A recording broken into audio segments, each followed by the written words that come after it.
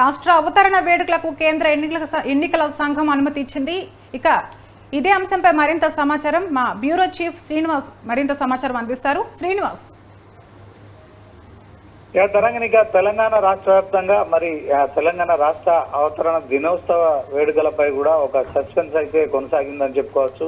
ఎందుకంటే మరి మొన్న రైతు బంధు విషయంలో ఎన్నికల నిబంధనలు ఉన్నాయి, ఎన్నికల కోడ్ అమల్లో ఉంది కనుక కొంత దాని మీద సస్పెన్స్ అయితే కొనసాగింది. ఎట్టకేలకు మరి రైతులకు సంబంధించిన పంట పెట్టుబడి విషయంలో మరి కోర్టు గ్రీన్ సిగ్నల్ ఇవ్వడంతో రైతు బంధును అయితే తెలంగాణ ప్రభుత్వం జమ చేయగలిగింది. అయితే మరొకసారి కూడా మరి తెలంగాణ రాష్ట్రం ఏర్పడి మరి ఇప్పటికీ 10 సంవత్సరాలు పూర్తవుతున్న నేపథ్యంలో మరి దశాబ్ది ఉత్సవాలను ఘనంగా నిర్వహించాలని చెప్పి కూడా మరి కాంగ్రెస్ ప్రభుత్వం నిశ్చయించింది. ఈ నేపథ్యంలో ఎన్నికల కోడ్ ఉన్న నేపథ్యంలో మరి దీనికి సంబంధించి మరి అనుమతి వస్తుందా రాదా అనే సస్పెన్స్ అయితే కొనసాగింది.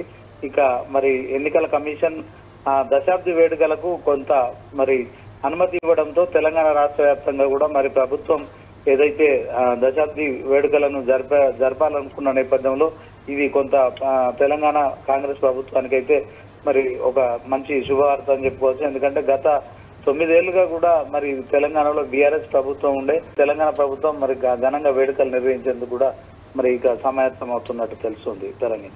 Okay right, thank you Srinivas.